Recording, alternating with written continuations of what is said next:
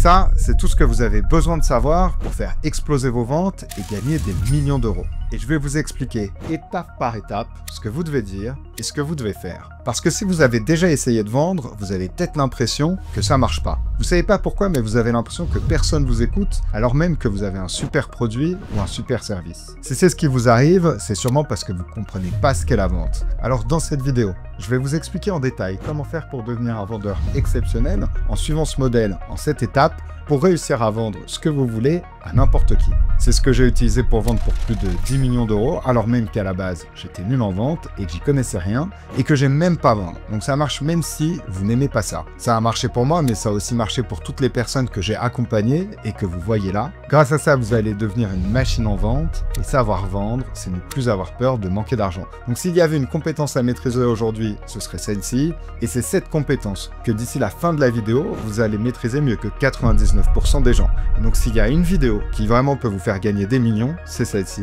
Donc restez attentifs, c'est parti. Alors quelques prérequis. Le prérequis, c'est d'avoir un script, et le script, je vais vous le donner dans cette vidéo, donc vous inquiétez pas. Et je sais qu'il y a pas mal de personnes qui sont réticentes au fait d'avoir un script, mais en fait, ce qu'il faut bien se dire, c'est que à Hollywood, les acteurs, ils ont un script. Donc, il faut avoir un script, mais faire comme si vous jouiez, un petit peu comme si le script, vous l'aviez pas vraiment. Il y a certains vendeurs qui me disent « Ah, moi, ce que je veux, c'est une structure, etc. » Non, on ne fait pas de structure, on veut un script. À Hollywood, quand ils font leurs films, ils savent exactement, mot pour mot, ce qu'ils doivent dire. Et parfois, il peut y avoir un petit peu d'improvisation, etc. Mais non, il faut avoir un script. Et vous savez, ce que je dis souvent à mon équipe de vendeurs, c'est que le plus gros danger pour un vendeur, c'est après 9 mois. Après 6 à 9 mois. Et c'est une vraie étude qui a été faite par IBM, parce qu'en fait, ce dont ils se sont rendus compte, c'est qu'après 6-9 mois, eh bien, leurs vendeurs, ils commencent à beaucoup moins bien performer, parce qu'ils ont pris un petit peu trop la confiance, et que du coup, ils s'écartent du script, et ils disent « Ah non, non, moi c'est bon, je suis passé au-dessus de ça. » Et je sais que c'est relou, je sais que c'est un peu répétitif, je sais que c'est un peu chiant, c'est pour ça que moi, j'en avais trop marre d'être vendeur, parce que on fait un peu tout le temps la même chose, c'est un peu toujours les mêmes personnes, mais c'est ça aussi l'excellence, c'est de réussir à faire toujours la même chose et à rechercher l'excellence. Par exemple, si vous prenez les plus grands joueurs de foot du monde, Cristiano Ronaldo, Léo Messi, c'est des grands champions parce qu'ils n'ont pas eu un ballon d'or, ils ont eu genre plusieurs ballons d'or. Et c'est resté au top niveau après, encore et toujours. Un très bon film là-dessus, c'est le film Jiro Dreams of Sushi, qui est l'histoire d'un maître sushi 3 étoiles qui a perfectionné l'art du sushi. Et par exemple, quand vous êtes chez lui, chez Jiro, dans sa cuisine, pour faire le riz, vous y passez des années, et quand ça fait peut-être 10 ans que vous vous êtes occupé de la cuisson du riz, vous pouvez commencer à couper le poisson.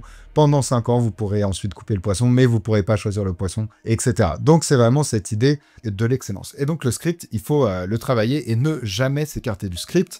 Nous, on le voit même dans ma boîte, teliosa.com, quand un vendeur, il est là depuis 2-3 mois, il est bon, il est vraiment bon. Et puis, au bout de 9 mois, généralement, c'est là où il y a une petite baisse, 6-9 mois, parce qu'il décide de s'écarter du script. C'est un peu comme une petite brebis égarée, vous savez qu'il faut ramener dans le troupeau, on lui dit attention, attention, attention, là, il faut bien reprendre le script. Donc je vais vous donner ces étapes, et franchement là, ce que je vais vous donner, ça a une valeur de ouf. Je l'ai pas trop vu en France, les Américains ils connaissent ça beaucoup plus que nous, mais franchement c'est la trame que j'utilise. J'ai fait plus de 300 sales calls moi-même. Edouard, mon petit frère, à qui j'ai appris à vendre comme ça, il a fait plus de 1000 sales calls et il a encore amélioré le process.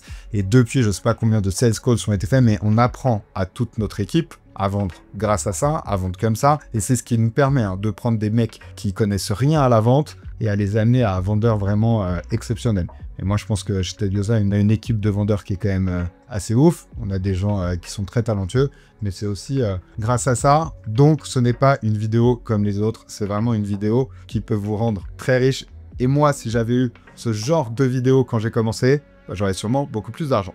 Mais bon, assez pour maintenant. Donc, première étape. On va faire les étapes les unes après les autres. Et ce qui est important, c'est que dans chaque étape, il y a des petites sous-étapes. Et les petites sous-étapes, évidemment, sont aussi très importantes. Alors, l'introduction, bon, c'est facile. L'introduction, ça doit durer moins de 30 secondes. Ici, on fait rien de fou. On essaie juste de montrer qu'on est un être humain normal et qu'on n'est pas un vendeur chelou. Donc, on essaie de mettre de la bonne énergie, mais pas non plus, en fait, si vous voulez, créer trop de rapports. Il faut créer un petit peu de rapport. Donc, le rapport, c'est le lien avec quelqu'un, mais pas trop non plus, pour pas perdre ce que j'appelle la frame. Dans l'introduction, c'est les deux choses qu'on fait. On crée du rapport et on met en place la frame. Créer trop de rapports, ça veut dire, je sais pas, la personne, elle va vous dire, vous allez lui dire par exemple, oui, bonjour, d'où est-ce que vous m'appelez?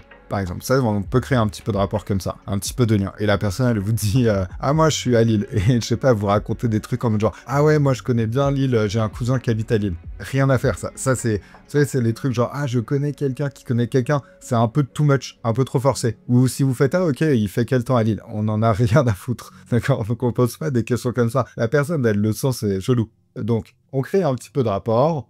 Et ensuite, très très important, on crée la frame. La frame, ça dicte toute la suite du call. Si vous mettez pas la bonne frame, mais que vous faites bien les prochaines étapes, ça marchera pas. Ce qui est important à comprendre avec la vente, c'est que c'est vraiment un fil sur lequel on tient en équilibre. Et la vente, elle peut basculer d'un côté ou de l'autre, mais de façon très très rapide. Donc de façon générale, pareil, dans les prérequis, essayez de dire le moins de choses possible. Un call, là, comme je vais vous montrer avec la structure que je vais donner, ça doit durer 45 minutes. Alors après, je vais pas rentrer dans cette vidéo dans le détail de quand est-ce qu'on fait un one call close, donc quand est-ce qu'on close en une fois, quand est-ce qu'on close en 2 fois, en 3 fois, etc. Là, c'est le premier call. Et c'est suffisant pour closer. Ça doit durer 45 minutes. Si vous avez un call, par exemple, moi, je regarde avec mes closers, je fais... Et chacun, ils ont des tracking sheets où ils doivent remplir combien de temps a duré le call. Si je vois que le call, il a duré 1h15, je sais qu'il y a un problème. Et d'ailleurs, c'est marrant parce que tous les closers, quand ils nous rejoignent au début, eh ben, leur call, il dure tous super longtemps. Ils pensent que c'est pas possible que le truc dure 45 minutes. Mais dans la majorité des cas, c'est 45 minutes. Je me souviens, quand j'ai commencé, moi, je pouvais pas faire de call de plus de 45 minutes. Donc, de toute façon, c'était one call close ou rien. Et donc, la frame crée un petit peu de rapport. Et en fait, pourquoi les calls qui durent trop longtemps, c'est pas bon? Parce que ça veut dire que le vendeur a sûrement trop parlé ou qu'il n'a pas assez recadré la personne. Vous savez, les ventes, c'est comme ça. On se dit, il y a une ligne. Il faut jamais trop s'écarter de la ligne. Et des fois, les gens, ils vont commencer, pas forcément dans l'introduction ici, plus dans les autres parties qu'on va voir là, ils vont commencer à raconter leur vie dans tous les sens. Il y a des gens, en plus, s'ils sont bien avec vous, vous êtes vendeur, vous avez généralement une bonne énergie, les gens ils se sentent bien avec vous. Moi, au début, quand j'ai commencé, je crois, mon premier call de vente, mais il a duré 2h30. 2h30 pour pas du tout réussir à closer à la fin. Parce que quand ça dure trop longtemps, c'est que vous avez trop parlé, vous avez trop laissé la personne parler, ça rentre pas assez dans les pains, etc. Et plus vous parlez dans un call, plus vous prenez le risque de dire des choses que la personne, en fait, va pas aimer, ou que ça va pas lui plaire, ou que ça va pas lui parler, et du coup, vous l'éloignez du close. Et ça, c'est super dangereux. En parlant trop à quelqu'un, c'est possible d'enlever la personne du close, de la décloser. Ça arrive, hein, que quelqu'un, il arrive, peut-être, en fait, vous auriez pu closer la personne en 15-20 minutes, parce qu'elle est super chaude, parce qu'elle a vu toutes vos customer interviews, elle vous suit depuis 2 ans, et là, elle tombe sur un de vos closers, peut-être un closer débutant, et en fait, il la take out of the close. Ça veut dire qu'en fait, il va dire trop de choses, alors que la personne, vous auriez pu la closer en 15 minutes, bah en fait, vous niquez la vente comme ça. Mais bon, c'est pas grave, ça arrive, je sais que nous, ça nous est arrivé, on peut pas tout voir non plus, c'est comme ça. Donc ça va grave vous aider, que vous soyez débutant ou avancé. Hein.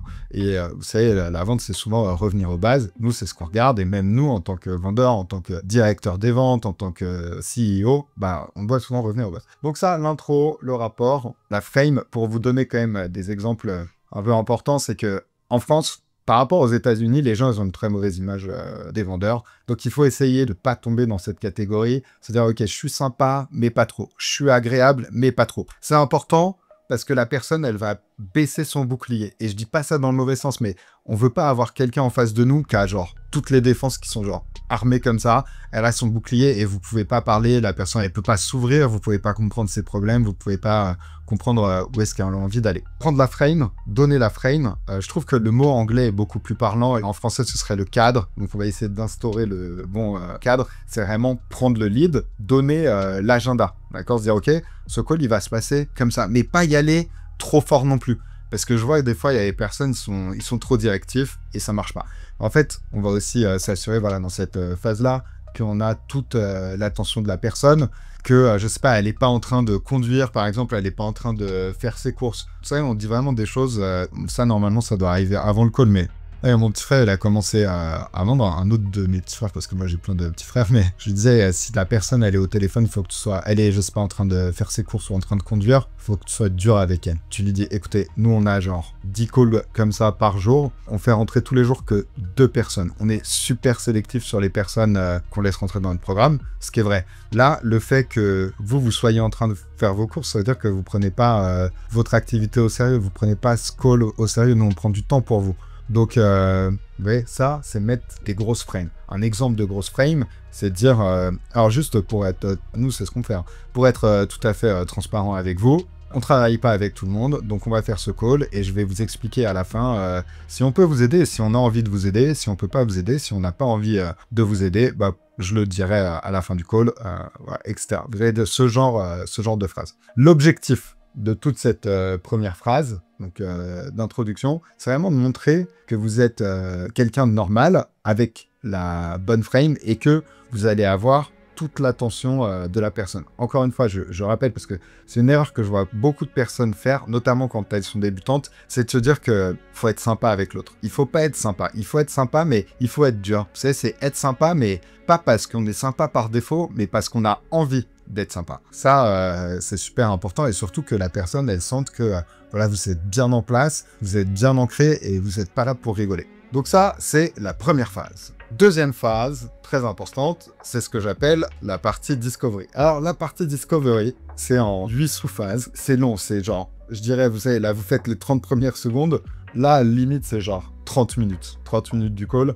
Parce qu'il faut aller dans le détail de toutes ces parties-là. Et il faut pas aller trop vite sur ces trucs-là. Faut pas rusher. L'important de la partie discovery, vraiment, si vous faites bien toutes ces parties ici, c'est que vous allez pouvoir faire 3 choses à la fin. Vous allez pouvoir savoir si oui ou non vous pouvez aider la personne. Vous allez savoir comment est-ce que vous pouvez l'aider. Ça permet d'éliminer toutes les objections avant le close, et c'est très important de bien le faire, notamment sur le comment est-ce que je vais aider la personne. Parce qu'en fonction de ce que vous vendez, bah, vous allez pouvoir vendre votre produit ou votre service de plein de façons différentes, et donc le positionner très différemment. Et donc c'est important de comprendre en quoi cette personne elle a besoin d'aide et avec quoi est-ce qu'elle a besoin d'aide. Et vraiment les meilleurs vendeurs, les meilleurs closers, et ben en fait c'est ceux qui n'ont pas d'objection parce qu'ils les ont toutes éliminées avant de faire leur offre. Donc avec les meilleurs vendeurs, en fait, si vous voulez, ce qui se passe, c'est que le prospect, il s'auto-close parce que le vendeur, il a mené la conversation de façon à ce que la personne au téléphone,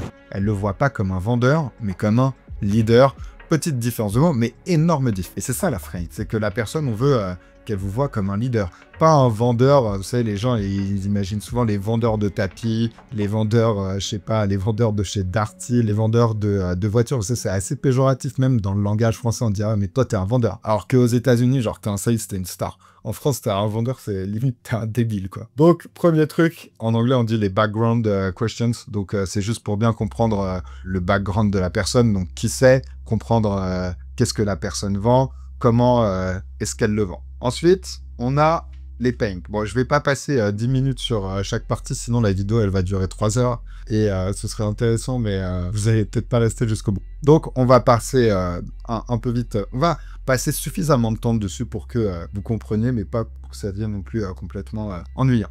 Donc, les pains, c'est juste bien comprendre quel est le gap entre là où la personne est et là où elle a envie d'aller. Ce truc-là des pains, en fait, ça va dépendre à quel point c'est important de creuser pour vous si vous êtes en B2B ou en B2C. Et évidemment, vous avez des douleurs. Si vous êtes par exemple en B2C, donc que vous vendez à des consumers, c'est important d'aller creuser les pains. Nous, c'est quelque chose qu'on fait beaucoup. Hein. On va creuser les pains. Comment vous savez que vous avez bien creusé les pains? Bah, vous savez que vous avez bien creusé les pains quand la personne, elle se met à pleurer. Et nous, ça nous arrive très souvent d'avoir les gens qui pleurent au téléphone. Vous savez, ça va être des questions genre ok, mais vous gagnez combien par mois? Ah ok, vous êtes au RSA. Ça marche, vous avez combien d'enfants? Ah, vous avez 3 enfants, ok. Votre mari, il travaille? Ah, vous avez, ok. Votre mari, il est aussi au RSA. D'accord. Donc vous êtes tous les deux au RSA, vous avez 3 enfants à charge. Ok. Mais du coup, comment est-ce que vous faites pour vivre, en fait? Et ça, vraiment, genre, je me souviens, au début, j'osais pas poser ce genre de questions, parce que je fais, ah, c'est un peu trop invasif, peut-être, la personne, elle va mal le prendre, mais la question que vous avez peur de poser, c'est la question que vous devez poser. Ça, c'est un des meilleurs conseils de vente qu'on m'ait donné. Et vous savez, quand j'ai commencé à poser ce genre de questions, ah, mais je comprends pas, du coup, vous faites comment pour vivre, en fait? Et ben, alors, c'est là, la personne va dire, ah ouais, bah, c'est vrai que c'est chaud, et etc. Et petit à petit, bah, vous allez rentrer, la personne, elle va s'ouvrir, elle va se confier, puis à un moment, elle va se mettre à pleurer, elle va dire, bah ouais, c'est vrai que c'est pas possible quand même, j'ai 3 enfants, on est tous les deux au RSA, on peut rien faire, je peux pas aider mes enfants, je donne le mauvais exemple pour mes enfants, et en fait, là, la personne, elle prend vraiment conscience de sa situation. Vous savez, sinon, les gens, des fois, ils vont être en mode, autopilote comme ça pendant 2-3 ans. Et vous, votre job en tant que vendeur, c'est de les réveiller un peu quand même, de les secouer. Et en fait, genre, de les mettre face à leur douleur et lui dire, genre, en fait, moi, j'ai du recul sur ta situation que toi, là, t'as pas du tout, mais t'es vraiment dans la merde quand même. Moi, ça m'est arrivé souvent, hein, d'être plus en panique que la personne que j'avais au téléphone. Et quand ils ont des enfants à charge, je me dis, mais c'est fou quand même d'être un adulte comme ça et de prendre autant de mauvaises décisions et de pas du tout s'en rendre compte quand même. Pas facile, c'est vrai qu'en France, on manque d'extreme ownership. C'est-à-dire, les gens, ils vont souvent se victimiser et pas se dire, ok, c'est de ma faute. Ils vont dire, ouais, c'est le gouvernement, c'est machin, c'est le président, il n'y a pas assez d'aide, etc., etc. Donc, les pains, on creuse. Plus vous avez, c'est dans des niches où la pain elle est forte, plus ça, c'est très très important. Si par exemple vous êtes dans des niches un peu plus B2B, ça va plus être sur le background en fait. Comprendre genre, qu'est-ce que la personne elle vend, à quel prix elle vend, combien de produits, etc. C'est quoi son funnel d'acquisition. Ensuite, la partie sur les doutes. Les doutes, c'est en gros, qu'est-ce qui les empêche de régler ce problème tout seul, ou pourquoi est-ce qu'ils veulent aller dans cette situation désirée plus rapidement, ou pourquoi est-ce qu'ils veulent y aller avec quelqu'un qui a le track record qui montre qu'il peut y aller. Donc, vous savez, c'est vraiment ces trois choses. C'est y aller tout seul, non, ne pas y aller tout seul, justement, y aller plus rapidement et y aller avec quelqu'un qui a déjà fait le chemin. Et donc, ça tourne toujours autour de ça dans la partie de... Si la personne, elle vous dit... Moi, c'est une question que je pose à chaque fois. Hein, si la personne, elle vous dit, par exemple...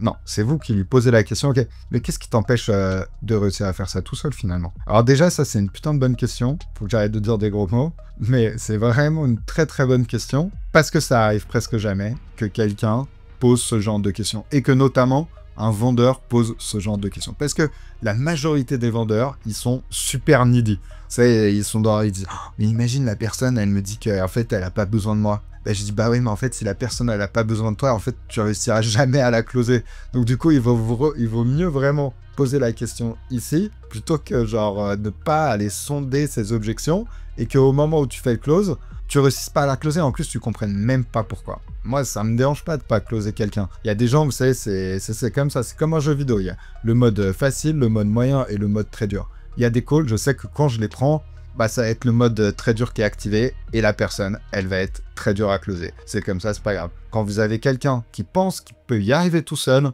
bah c'est chaud à closer quand même. Évidemment, ça veut pas dire que c'est impossible hein, et qu'il faut pas, il faut abandonner, mais ça veut dire que évidemment c'est plus dur. Et nous, par exemple, dans une des niches dans lesquelles on est, ce qu'on voit très bien, c'est que quand quelqu'un est en début d'activité, il n'a pas encore galéré, il pense qu'il peut y arriver tout seul. Donc, on sait que là, si on n'arrive pas à closer la personne tout de suite, on peut essayer de lui faire comprendre par plein de moyens, par plein de techniques, en prenant des exemples, en racontant des histoires, etc.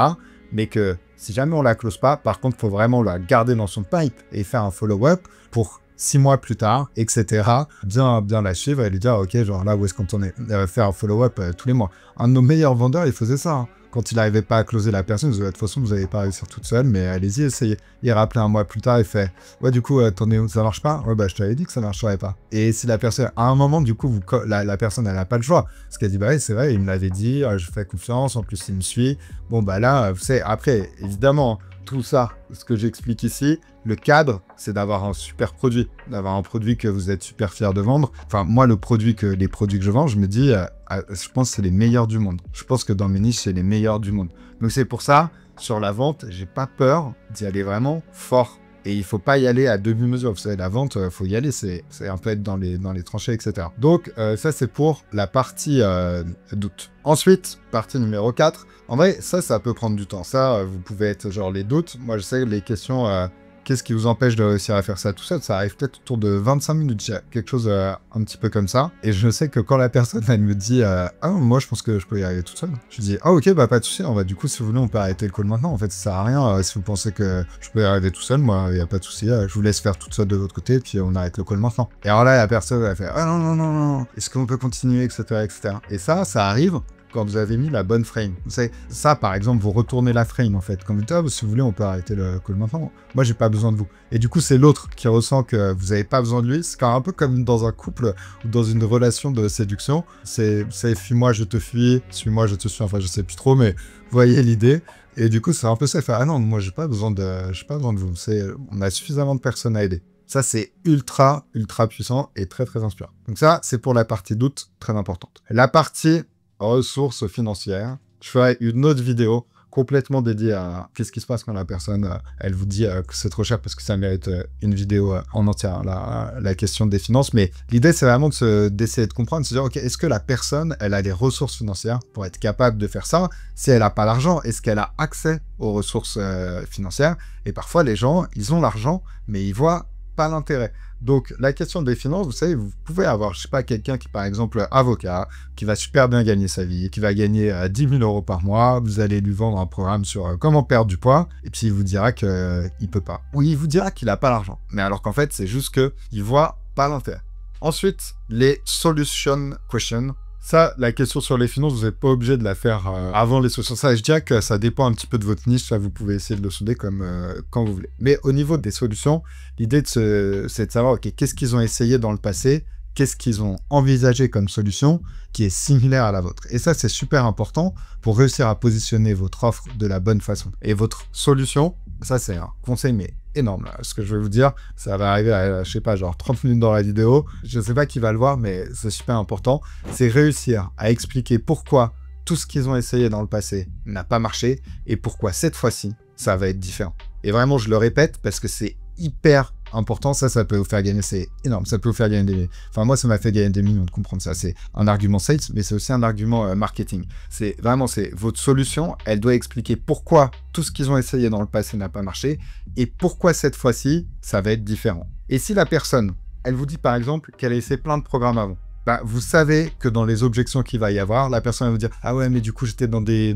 coaching calls où il y avait plein de personnes, j'avais pas le temps de poser mes questions, etc. » Si elle a jamais essayé de programme avant, bah du coup, ça peut peut-être être compliqué pour elle de se dire « Ah ouais, mais un programme, pourquoi, etc. » Ou par exemple, peut-être qu'avant, elle a essayé plein d'agences, peut-être qu'avant, c'est là, vous allez savoir... nous, des fois, on se rend compte que, je sais pas, il y a des personnes, elles ont payé genre 20 000 € pour un site internet. On se dit « Ah ok. » Donc ça, c'est important, connaître toutes les solutions que les personnes, elles ont essayé avant. Ensuite, la question des coûts. Alors les coûts, c'est un petit peu différent de la partie finance. Là, ce qu'on veut essayer de comprendre, c'est pourquoi est-ce que la personne, elle veut faire ça maintenant? Qu'est-ce qui va se passer si rien ne change? Quelle est la raison pour laquelle ils veulent faire ça maintenant? Et ça, c'est pour éviter d'avoir, vous savez, toutes les objections en mode genre « Ah, je vais y réfléchir » ou « Ah, je veux le faire dans 3 mois ». En fait, ce qu'on essaie de calculer ici, c'est vraiment le coût de l'inaction. Et c'est ce qui permet de ne pas avoir les objections comme « J'ai besoin d'y réfléchir, envoyez-moi une proposition ». Les objections trop reloues. Mais évidemment, encore une fois, les meilleurs vendeurs, en fait, quand ils arrivent à la fin, au moment du close, ils n'ont pas d'objections. Pourquoi? Parce qu'en fait, les objections, on les a toutes tuées ici. Tu vois, j'ai entendu un vendeur qui disait que la vente, elle commençait après le nom. Alors ça, c'est n'importe quoi. Enfin, en tout cas, selon moi, c'est vraiment n'importe quoi. Faut jamais lâcher, c'est vrai, mais quand quelqu'un vous a dit non, c'est très dur de revenir en arrière. Hein. C'est pour ça que moi, généralement, je fais une offre à quelqu'un, donc une proposition, que quand je suis sûr à 90% que la personne, elle va me dire oui. Sinon, quand la personne, c'est très très dur hein, de transformer un non en oui. Le but, c'est de prendre des petits oui, et après, de plus en plus de petits oui pour avoir vraiment des gros oui. Donc, quel est le coût de l'inaction? Pourquoi faire ça maintenant? Moi, c'est une question que je pose à chaque fois. Mais finalement, là, ça fait 3 ans que vous galérez. Pourquoi faire ça maintenant? Pourquoi changer les choses maintenant? Qu'est-ce qui se passerait si vous restiez dans cette situation? Parce que là, vous êtes au RSA, vous êtes avec votre mari qui est au RSA aussi, vous avez 3 enfants à charge, mais bon, vous arrivez à vivre, peut-être à survivre, mais ça fait 3 ans que c'est comme ça. Du coup, finalement, c'est peut-être que vous êtes habitué. Pourquoi pas rester comme ça? Bon, là, par exemple, vous ne pourrez pas, c'était juste pour vous redonner du contexte, mais parlez pas autant. Non, moi, une de mes phrases préférées, c'est « Ok, mais finalement, pourquoi pas rester comme ça ?» Coût de l'inaction. Ensuite, les désirs. C'est important de suivre un certain flow. Vous savez, parce qu'il y a certaines parties du cerveau qui vont s'allumer à certains moments. Et alors, vous pouvez essayer de jouer un petit peu avec les parties dans lesquelles les mettre. Changez pas ces parties-là, mais là, à la limite, un petit peu. Et vous allez voir qu'il y a un flow qui va se créer et il y a un flow qui va beaucoup mieux marcher. Moi, je m'étais rendu compte qu'il y avait des questions quand je les posais avant d'autres. Je sais plus exactement lesquelles c'était, mais ça marchait beaucoup moins bien. Et je pense que c'est parce que c'est important d'aller, ce qu'on appelle en anglais fire, certaines parties du cerveau différentes. Donc, les désirs, c'est juste genre la situation B. La personne là, elle est dans une situation A, elle va aller dans une situation B. C'est quoi sa vision? Qu'est-ce qu'elle a envie de réussir à faire? Qu'est-ce qui va se passer si on résout ce problème? Et là, vraiment, l'idée, c'est de faire rêver la personne. Il ne faut pas hésiter à y aller fort. Il ne faut pas hésiter à montrer à la personne, et c'est votre rôle en tant que vendeur et même en tant que leader,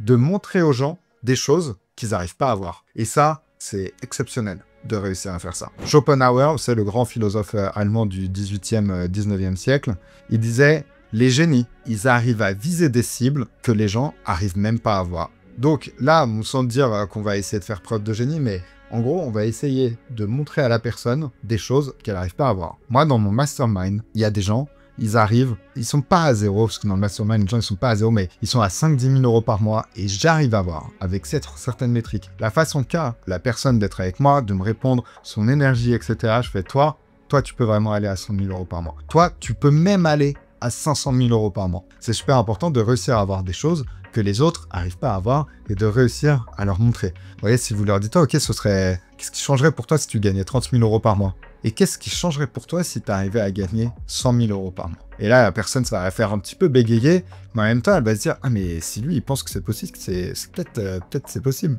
Là, il y a un proverbe qui dit, un papillon n'arrive pas à avoir ses propres ailes. Bah là, c'est un petit peu ce qu'on fait. On essaie de montrer au papillon quelles sont ses ailes. Donc là, on est sur la partie désir. La partie support, soutien. Donc là, c'est ce que j'appelle un peu plus épouse, partenaire financier, époux, épouse. Alors ça, parce que ça va revenir dans les objections. Après, ça fait partie des plus grosses objections. Donc, c'est important de comprendre, est-ce que la personne, elle prend ses décisions seule ou est-ce qu'elle a besoin d'en parler à quelqu'un? Parce que si elle a besoin d'en parler à quelqu'un, c'est peut-être qu'il va falloir faire un call avec l'époux ou le partenaire. Ouais, sinon, c'est vraiment chaud. Hein. Le nombre de calls qui ont été fucked up par l'époux ou l'épouse de la personne, c'est assez exceptionnel. Donc ça, c'est quelque chose qu'il faut essayer de sonder ici. Moi, je sais, je fais des trucs, c'est des questions qui marchent bien. Je fais, ah ok, est-ce que vous êtes marié, vous avez un compagnon? Ok. Est-ce que vous prenez vos décisions seules et de façon indépendante? Et en fait, c'est marrant parce que là, pareil, là, je frame la réponse d'une certaine façon. C'est dur de répondre non, en fait. C'est dur de répondre « Ah non, moi je prends pas mes décisions de façon indépendante ». Du coup, la personne, elle va vous dire oui. Et donc après, quand vous allez faire le close, ça, il y a un biais de consistance qui fait que, ok, là, je lui ai dit oui. J'ai dit que moi, j'étais une femme indépendante. Moi, j'ai dit que j'étais quelqu'un d'indépendant. Moi, j'ai dit que je prenais mes décisions toute seule. Moi, je suis une grande personne, je suis un adulte, j'ai besoin d'en parler à personne. Ok, du coup, quand à la fin, en fait, on fait la proposition, bah, la personne, elle va prendre ses décisions toute seule. Et encore une fois, on n'a pas peur d'utiliser, de faire ça. Parce que ce qu'il faut comprendre, c'est que souvent, l'époux ou le partenaire ou l'épouse, elle va pas avoir fait le call que vous avez eu avec la personne. Elle va pas galérer comme l'autre le fait. Vous savez, l'épouse, ce qui est relou avec ça, c'est que l'épouse, c'est pareil, hein, que ce soit un homme ou une femme, mais il va pas. C'est rare, honnêtement, ça arrive. Et si vous avez un partenaire qui est comme ça, gardez-le très très bien, mais qui va vous pousser à prendre des risques. L'autre, il va plus en dire, ah, non, c'est un peu trop risqué, non, on va pas le faire, imagine, ça peut pas marcher, etc. Mais ce qui se passe, c'est que nous, par exemple, je sais pas, vous prenez un entrepreneur qui galère depuis 2 ans. En fait, lui, il va vivre la peine, il va avoir les douleurs de ce que ça fait de galérer depuis 2 ans, les douleurs que ça fait de, genre, quand on lui demande un dîner de famille ou un repas avec des amis, on fait, ah ouais, toi, c'en est où? Ah ouais, ça décolle toujours pas. Ah ok, lui, il va le prendre en pleine face. Son époux, son partenaire, etc., il va pas le ressentir pareil, ces choses-là. Donc c'est pour ça il a moins la peine qui va le pousser à l'action. Et l'époux, le partenaire, il va juste voir, il va juste se dire, ah ok, c'est beaucoup d'argent quand même. Hein. Et évidemment, il n'y a jamais de garantie de succès à 100%, même si nous, on va se donner à 100%, etc. Lui, il va se dire, ah ouais, et si ça marche pas. Okay. Donc c'est pour ça, il faut refaire un autre call. Et je ferai une autre vidéo dédiée exactement à ça. Mais juste pour vous donner un indice, en fait, l'idée, donner un indice, vous dire, en gros, dans les grandes lignes, comment est-ce qu'il faut faire. Ce qu'il faut que vous fassiez, c'est qu'en fait, vous et la personne que vous avez en call, donc elle, vous allez la closer, vous lui dire, ok, si on réussit à convaincre ton partenaire, c'est bon, tu nous rejoins. Ok, du coup, on va former une équipe tous les deux. On va essayer de montrer à ton partenaire que c'est une bonne solution, que tu nous rejoignes et on va faire ça ensemble. C'est comme ça qu'il faut vraiment genre surmonter cette objection-là.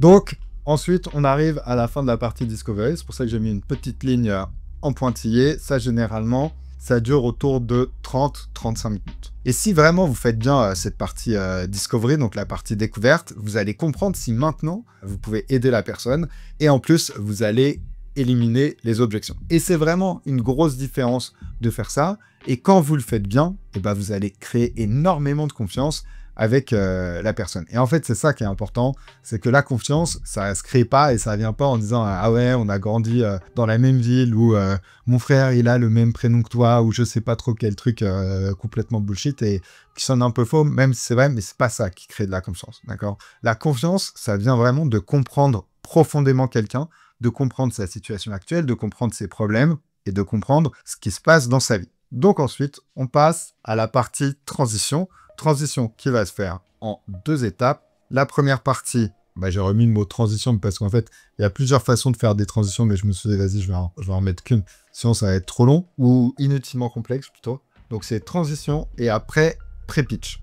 Donc, pour réussir à passer de la partie discovery à la partie pitch, mais en éliminant la partie résistance à la vente, parce que ce qui se passe parfois, c'est que les gens, ils vont bien faire la partie discovery, ils connectent en profondeur avec le prospect, et là, catastrophe, c'est que la personne, elle repasse directement en mode vendeur, et ça, c'est très mauvais, parce que ça casse la connexion et la confiance avec la personne qui se disait « Ah non, moi, je pensais qu'elle était vraiment... qu'elle était vraiment empathique, et en fait, peut-être que tout ça, c'était n'importe quoi, et finalement, c'est juste un vendeur, et ce qu'il veut, c'est me vendre son truc. » Donc, pour bien transitionner, en fait, il faut demander l'autorisation. Et c'est comme ça qu'on enlève vraiment toutes les résistances. Et moi, ce que je faisais, et que tous mes vendeurs font, et qui marche très bien, c'est de dire quelque chose en mode Ok, j'ai bien compris où est-ce que vous en étiez, je pense pas avoir plus de questions. Est-ce que vous avez en tête quelque chose dont on n'aurait pas parlé, mais qui vous semble important. Et là, vous allez voir s'il y a d'autres choses à faire, une transition assez sympa, et vous pouvez être surpris, hein, parfois, la personne, elle va vous dire des choses, ça peut être des trucs tout bêtes, mais par exemple, ah oui, du coup, là, j'ai une nouvelle maison qui est en construction, je suis en plein déménagement. Alors, et quand les personnes, elles sont dans ces situations-là, c'est compliqué de les closer. Donc, élément très important. S'il n'y a rien d'important, faites OK, parfait. Donc, Jean, d'après tout ce que j'ai compris, j'ai une bonne nouvelle pour vous, c'est qu'on peut clairement vous aider. Donc, si vous voulez, je peux vous en dire un peu plus sur ce qu'on fait. Ça, c'est le pré-pitch. Ensuite, on va passer à la partie pitch. Alors, transition assez court, hein. Pitch assez court. De toute façon, c'est toujours assez court. De toute façon, un bon sales call, c'est un call où vous parlez que 10% du temps. Cette partie-là, elle est plus longue, je dirais 30 minutes, mais c'est important de bien la faire. Donc, au niveau du pitch, ça doit durer 5 minutes. Alors, surtout, faites pas un pitch de 15 minutes. Alors, moi, c'est très rare que je rencontre des bons vendeurs, mais une fois, je me souviens, vraiment, le mec, il m'a dit, ok, du coup, là, je vais faire un pitch. Non, il a pas dit, je vais faire un pitch. Je fais, ok, là, je vais t'expliquer comment est-ce que ça marche pour qu'on travaille ensemble. Ça dure à peu près 15 minutes. Du coup, si tu as des questions, tu les gardes pour la fin et j'y répondrai. Je fais, c'est le pire vendeur du monde, c'est pas possible. Surtout, faites jamais des choses comme ça. Donc, l'idée, c'est vraiment d'expliquer ce qu'on fait, mais ça, de l'expliquer de façon un petit peu stylée. Et pour ça, il y a 3 parties. Donc, il y a un peu la promesse, ensuite le pont, et ensuite la partie delivery, donc livraison, comment ça se passe. Donc la promise, en anglais ils disent promise, c'est un petit peu la promesse, c'est qu'est-ce qu'on fait, mais de niveau un petit peu high level. Par exemple, vous pouvez dire des choses en mode nous, tout ce qu'on fait, c'est qu'on va vous donner tous les outils nécessaires pour, et là, vous expliquez ça. Ensuite, le bridge, ça j'aime bien, c'est là où ça peut être un peu plus personnalisé, c'est vous pouvez faire des choses en mode genre, ok, ensemble, exactement ce qu'on va faire, c'est qu'on va travailler sur 3 points. Et là, vous donnez les 3 étapes pour passer de nanana à nanana. Un truc qui marche trop bien, et alors ça, c'est une petite pépite que je vous donne. Je faisais ça, et Edouard, mon petit frère, aussi mon associé, le faisait encore mieux, c'est qu'il prenait des notes. D'ailleurs, je devrais faire une vidéo sur juste comment prendre des notes quand on est vendeur, parce que c'est ultra important. Et quand la personne, on lui demandait « Qu'est-ce que c'est qui vous empêche de réussir à faire ça tout seul ?» La personne, elle disait quelque chose. Par exemple, je sais pas, ça peut être « Ah, moi, je suis vraiment nul en communication. » Et elle va dire « Ah, j'y connais rien à la technologie. » Et bien là, vous le réutilisez exactement à ce moment-là. Et vous dites « Alors nous, ce qu'on fait, c'est assez simple, c'est qu'on aide les personnes qui se sentent nulles en technologie et qui connaissent rien en communication à non. Et pour faire ça, pour vous, on va avoir un plan en 3 étapes. La première étape, c'est tadana. La deuxième étape, etc., etc., etc. Et là, c'est vraiment qu'est-ce qu'on a besoin de faire ensemble pour y arriver. C'est, vous savez, tous les résultats, mais un petit peu high level. Et ensuite, la partie delivery. Donc là, on explique de façon très courte, c'est un petit peu moins important, mais concrètement, comment ça se passe. Donc nous, on dit par exemple qu'on y a accès à un groupe privé avec des anciens élèves qui ont super bien réussi, etc. Il y a des calls toutes les semaines. Et ça, c'est important. Sur la partie delivery, essayez de rendre ça un petit peu stylé. D'accord, vous dites pas, oui, il y a un groupe Facebook avec 2000 personnes dedans. C'est pas très sexy. Pareil pour les coaching calls. Nous, les coaching calls, et c'est la réalité, c'est vraiment en mode genre, ok, donc 3 fois par semaine, vous allez avoir accès à des experts en communication. C'est les meilleurs de France dans leur domaine. Ça a été très, très dur de les trouver et c'est eux qui vont vous coacher personnellement. Et c'est des choses un petit peu comme ça. C'est genre, par exemple, nous, on a un mastermind. Si je disais, ah ouais, on va se voir 2 jours en décembre et 2 jours en juin. Ok, nice. Je fais, ok, c'est une période d'immersion. On va rentrer en détail sur votre activité. Vous allez pouvoir parler à des gens qui font 500K par mois, à des gens qui font 300K par mois. Déjà, c'est un petit peu plus sexy. Et en fait, il ne faut pas hésiter en anglais, et ça n'existe même pas le mot en français, mais en anglais, ils disent dimensionnaliser les livrables. Donc, essayez de dimensionnaliser les livrables. Parce que souvent, ce qui se passe, c'est que vous faites des trucs vraiment stylés, et puis en fait, vous le vendez d'une façon moyenne, pas très sexy, quoi. Donc là, on se donne son meilleur jour. Hein. On essaie de se mettre sur son 31, on met ses plus beaux vêtements, et là, on essaie d'avoir des habits stylés. Évidemment, si vous avez un truc qui est pas ouf, vous pourrez pas le rendre ouf. Le but, c'est pas de mentir aux gens, mais c'est juste de réussir à se dire, ok, moi, ce que je fais, c'est comme ça, etc., etc. Donc, ça, c'est pour la phase pitch. Ensuite, la phase commitment. Vous inquiétez pas, il y a un deuxième tableau qui arrive. Je ne l'ai pas montré dès le début de la vidéo parce que je me suis dit, si je montre un tableau, enfin 2 tableaux, 3 tableaux, les gens, ils vont partir. Mais c'est comme ça qu'on donne beaucoup de valeur. Donc, sur la partie commitment, c'est vraiment l'engagement. Et ça se fait en plusieurs parties. Donc, température check, next step, et ensuite investissement. Investissement, c'est le prix. Next step, c'est les prochaines étapes. Température check, c'est on essaie de comprendre où est-ce que la personne, elle en est. En fait, ce qu'on essaie de savoir, c'est est-ce que le prospect, il adhère au processus, est-ce qu'il est prêt à s'engager, est-ce qu'il voit vraiment comment ça va l'aider. Très important, cette idée d'acheter la méthode. Est-ce que la personne, elle a capté la méthode? Est-ce qu'elle voit à 100% comment est-ce que ça va l'aider? Est-ce que ces personnes-là, elles comprennent bien comment ça va les amener là où ils veulent et que la méthode, le plan que vous leur avez expliqué là dans le bridge, c'est le pont, hein, c'est comment, genre, vous les faites passer situation A, situation B, le bridge, c'est vous et votre produit, d'accord? Et dans votre bridge, vous avez le plan personnalisé et les différentes étapes. Donc voilà, c'est vraiment s'assurer que la personne, elle comprenne bien à 100%, que ça va lui permettre d'atteindre les résultats qu'il veut. Et c'est très, très important de s'assurer de ça avant de parler d'argent. Pourquoi? Parce que vous savez, c'est ce que je vous expliquais avant. Il y a certaines parties du cerveau qui vont s'allumer en fonction des questions que vous posez. Et si vous parlez d'argent, bah, ça active une partie différente du cerveau. Et vous savez, c'est ce qu'on appelle en anglais fight or flight. Est-ce que je reste ou est-ce que je pars? Mais les gens, ça les met un peu en mode panique et ils vont se dire c'est cher, c'est pas trop cher, est-ce que je peux me le permettre? Est-ce que j'ai assez d'argent sur mes comptes en banque? Donc on essaie vraiment de garder ça sur la fin parce que ça peut vraiment amener la conversation dans le mauvais sens et ils peuvent se dire que l'argent est le problème alors qu'en fait c'est juste que les gens, l'argent c'est pas le problème mais ils sont pas sold sur la méthode, ils ont pas acheté la méthode. Et c'est pour ça c'est qu'il y a des personnes, et d'ailleurs j'avais vraiment cette discussion cette semaine avec des gens de mon mastermind, qui donnent le prix avant le pitch. Et alors, pour moi, c'est pas une bonne idée de faire ça. Après, vous savez, c'est l'effet de Denis Kruger. Plus on devient expert dans un domaine, moins on a de certitude, et peut-être qu'un jour, il y a quelqu'un qui va m'expliquer, mais non, en fait, il faut absolument que tu fasses comme ça, et je vais dire, ah oui, faut tout ce temps, et maintenant, en fait, le ciel s'illumine, je vois enfin jour, et je vois clair. Mais je pense que c'est quand même une erreur. Parce que justement, pour ce que je vous ai expliqué, c'est que ça peut amener la conversation dans le mauvais sens. Moi, je pense que les gens qui donnent le prix ici, avant le pitch, c'est parce qu'ils ne peuvent pas surmonter la pression du prix.